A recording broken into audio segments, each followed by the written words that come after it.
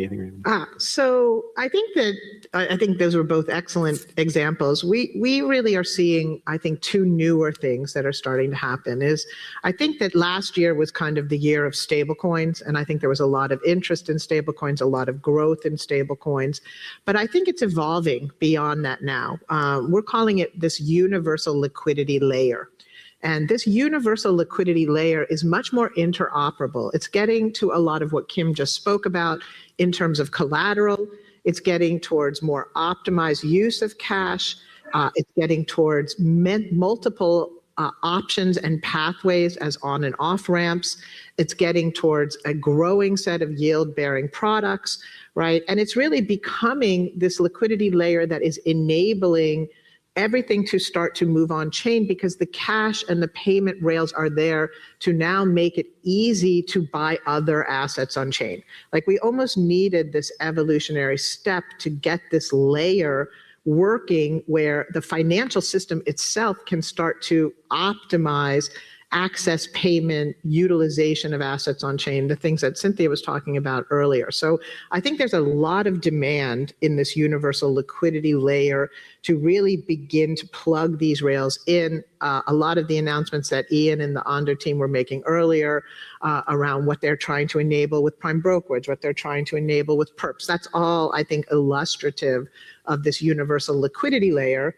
And now, because that is really advancing very quickly, we're now able to start to be launching the products on top of it that are moving the assets out of these fragmented accounts that everything sits in today into the wallet. And then getting those assets into the wallet is where new demand is emerging, new demand from people who have wallets and want to directly access assets, new demand from people who have tremendous crypto profits, whatever's left after the last few days, but tremendous crypto profits that they're looking to get diversified, right? We're going to start to see now the product layer that sits on top of this universal liquidity layer expand a lot. And there are multiple demand sources emerging for that. So it's a very exciting time. What's interesting is most of the demand sources are still digitally native demand sources, and therefore it's flying under the radar, I think, of a lot of the traditional financial industry. You really have to be aware of how the infrastructure is developing to understand where the pockets of demand are coming from right now. But as things move on chain, that's going to become better and better understood.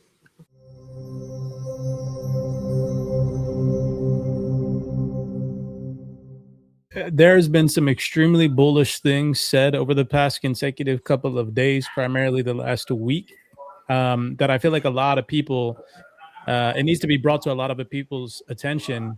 So I want to start today's video breakdown with just playing some of the clips. I'm going to mute you when you're not speaking because you got some background noise.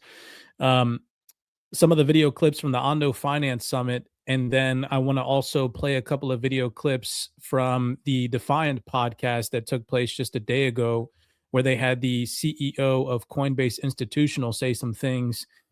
Considering the market sentiment that we've experienced over the past week, it's so crazy that, you know, the retail spectrum and mindset, especially people that were overstimulated and over expecting certain things from prices in 2025, that all got dialed back over the past couple of days.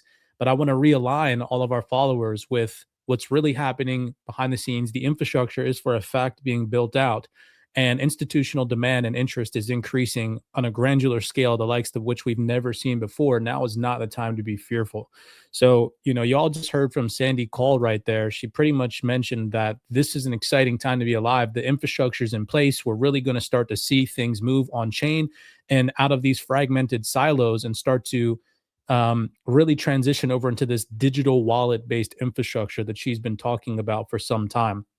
So while Aqua's still getting set up, I want to play one more video clip that Sandy Call had mentioned. Shout out to Ondo Finance for this one. This is on their YouTube page, live from their New York summit that took place just the other day on February 3rd. And I want to take you guys to 141, where she talks about how all of our wealth is going to be handled in wallets and digital wallets and by AI agents. Take a second and listen to this one right here. You can now really tie your day-to-day objectives to the way in which your entire portfolio is constructed and how you can access that portfolio. And it's all through the ease of one app. Yeah, I would say that, there's going to be no differential between banking, wealth management, asset management, personal investing. Each person's totality of their wealth is going to be represented in these wallets. And the advice layer that's going to be able to be brought into that and around that, the degree of personalization, as Cynthia says, that's going to be applicable to that, and the ability for every one of us to bring every asset we own into the portfolio and have it considered as part of our personal exposures, that's going to be commonplace. You're not even going to notice this. This is going to be handled by agents, by smart contracts. This is going to just be your portfolio, and the way that it enables your life is going to be happening moment to moment in your life, and you're not even going to notice it because it's going to be so seamless and smooth. Right. So yeah, that was huge confirmation at the Ondo Summit that took place recently that, from an institutional perspective, she physically said everything is about to move over to these digital wallets. Your entire wealth is going to be in digital wallets, We've been talking about that, though, for going on 2 years now since we first started talking about AI agents. So it's amazing to see a representative from Franklin Templeton say it on stage now, someone who has way higher credentials than us, but something that was already on our foresight 2 years ago. So yeah, huge confirmation. Let's roll over into this gentleman here. Shout out to the Defiant for this one. You guys can go check this podcast out on the Defiance YouTube channel. But I have a couple of video clips to play from this gentleman. This is the CEO of Coinbase Institutional. And he, again, considering the most recent market downturn that we've experienced, doesn't seem worried at all, not one bit. And instead actually says some extremely bullish things that I feel like a lot of people, this video only has 407 views, will overlook because they're so fixated right now on price and so on and so forth, when in reality, this was just a massive opportunity, this recent pullback, in my personal opinion. Again, not financial advice. But so don't take that from me. Take that from the gentleman here, CEO of Coinbase Institutional. I got about 3 video clips I want to play. And then, Aqua, you're more than welcome to intervene and comment if you have anything. But here he goes on to talk about how people should be paying very close attention, and that huge banks are 110% locked in and focused right now on the adoption of digital assets, crypto, this entire digitally native infrastructure. So just take a second here and listen to what he says. Some of the biggest. Let me find the clip. It's about 9 minutes into the video. But what I think is really remarkable about that is JP has been building for years, and they too have native crypto capability. Yeah, but we noted, actually, Chris wrote about it in our Real World newsletter, that it was interesting to see JP Morgan using USDC instead of their own JP Morgan coin to do that, and doing it kind of in like open rails instead of their more closed system. Yeah, so what I take away from that is I think that was a marker for JP to demonstrate that they're open to using open blockchains, public blockchains. They're open to using stable coins other than JP Morgan deposits or other coins. And I think it's really, for me, I see a signal in it. And the signal is it's the beginning of tokenization taking form, and maybe the beginning of this promise of crypto having disrupted traditional financial markets. It's beginning to happen. So people should take note when one of the world's largest banks actually takes this brave step into the space. So that was a really big deal. And then the fourth big announcement was participation in another tokenization that's happening around Mubadala's credit fund. And so that will become the first time a sovereign wealth fund from that region that's actually tokenized and opened up access to their credit portfolio. So that's a huge deal. Wait, so the sovereign wealth. Now, I just want you guys to take what he said kind of into consideration. Mind you, this is just from the other day, so this is fresh. And he said that this, for the first time, is starting to show that crypto is really starting to disrupt traditional finance. So he's saying that in 2026, okay? Mind you, everything that we've experienced, especially if you've been in crypto as long as I have, since 2016, and you have the CEO of Coinbase Institutional saying for the first time, this thing with JP Morgan is just now starting to really show that crypto is disrupting traditional finance. That sets the precedence for where we're at in the space right now at literally ground zero, the first inning. Like what happens between now and 2030 and beyond is what really truly matters. And now is the time to really pay attention and focus. As this gentleman said, you shouldn't overlook these things and you should pay attention. I don't know if you had anything, Aqua, go ahead. No, I feel like, yeah, I would just sound exactly what you just said. So no, I feel like it's now's the time though. I mean, and we're the ones that are paying attention too. So okay, so the next little tiny clip that I have, he goes on to talk about how institutions are interested in adopting crypto at scale. And again, considering the backdrop that we've seen most recently, this just, in my personal opinion, should electrify you as an individual retail investor in the space to really lock in and focus not on the current market sentiment as something that should induce fear, uncertainty, and doubt, but instead should be seen as an opportunistic moment to really capitalize on projects that are changing this space, that are partnering with the largest institutions, that are really being utilized for the underlying utility and value of the network.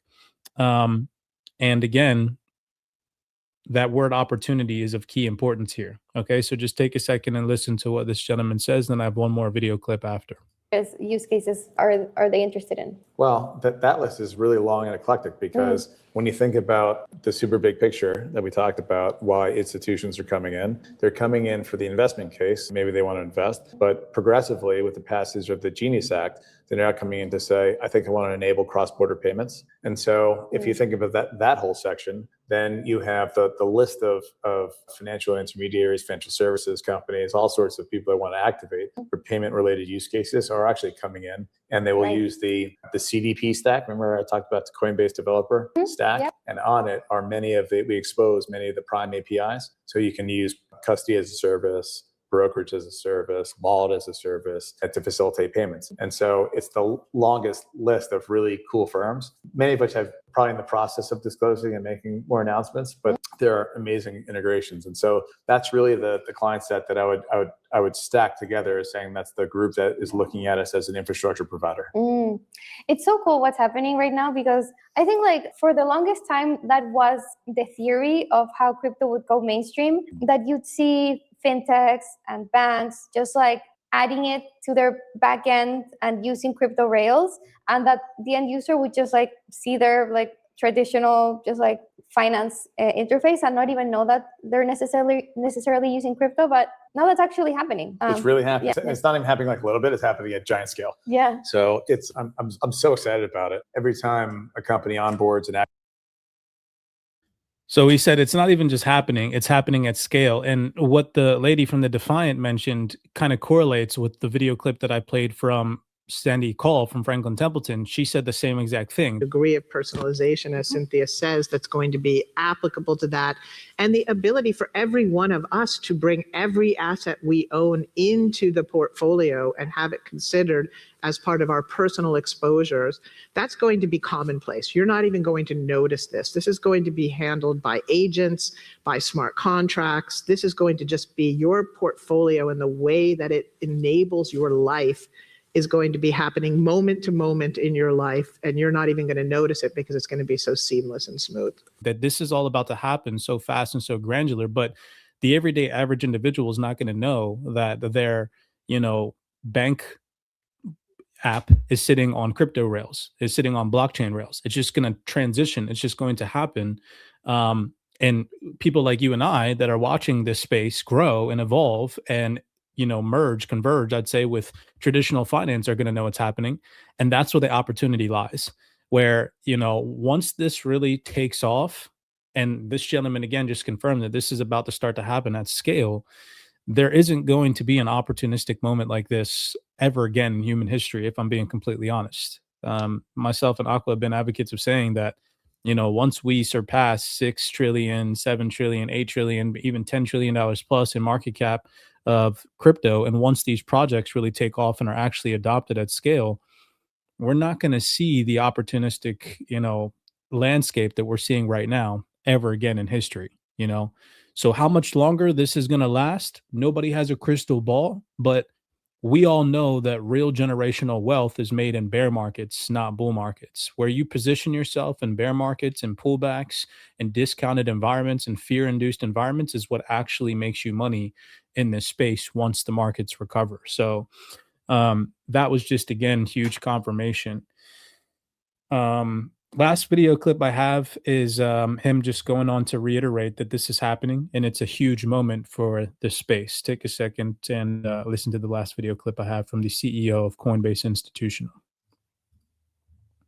It doesn't mean it's true. So it's really when you can say, I have a whole cascade of announcements and here are all the use cases. And by the way, we're live. So for example, a blow your mind moment for me was the announcement that JP Morgan and Coinbase teamed together to facilitate the trading of JP Morgan deposits on Base. Like amazing. Like, when did you ever think you'd see that? Sometimes I feel like I speak to both your existing listeners and hopefully another set, but the crypto community sometimes I don't think puts enough importance around how significant a moment that is for us, the crypto world, as an industry, to have, again, one of the world's largest banks putting into use a use case where their deposits are being traded on an open blockchain. I mean, that's crazy, right? Yeah. We didn't think we'd see it this soon, but yet it's happened and it's happening. And so these are the moments where I have to say to boardrooms and CEOs and CIOs to say, it's not a fuzzy idea in the future. It's now happening. And it's happening because we have regulation that's come into place and we have big firms that have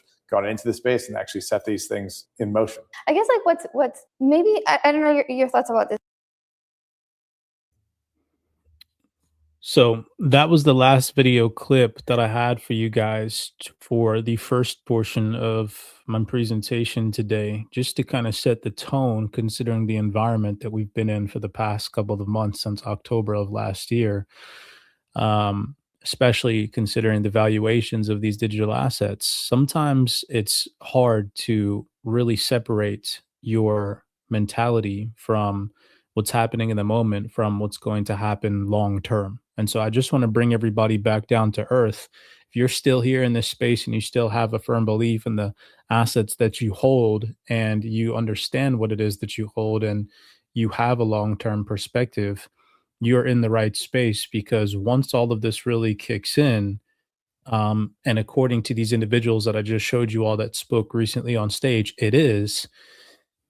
there isn't going to be another moment like this in history to really just completely take advantage of this space before these institutions flood the F in. It almost gives me chills. Go ahead, Aqua. And this gentleman, I mean, he had said gigantic. I mean, I don't think these type of guys with this status and this level use words like gigantic so freely. You know what I mean? So the fact that he used gigantic is telling me that, like, man, we're definitely heading into trillions of dollars coming very soon. When that time comes, though, who knows? But I also want to say that, I mean, I don't know, the way these guys are talking, it might even come a little sooner before 2030. But I mean, I'm ready either way, you know, so. I couldn't agree more, man.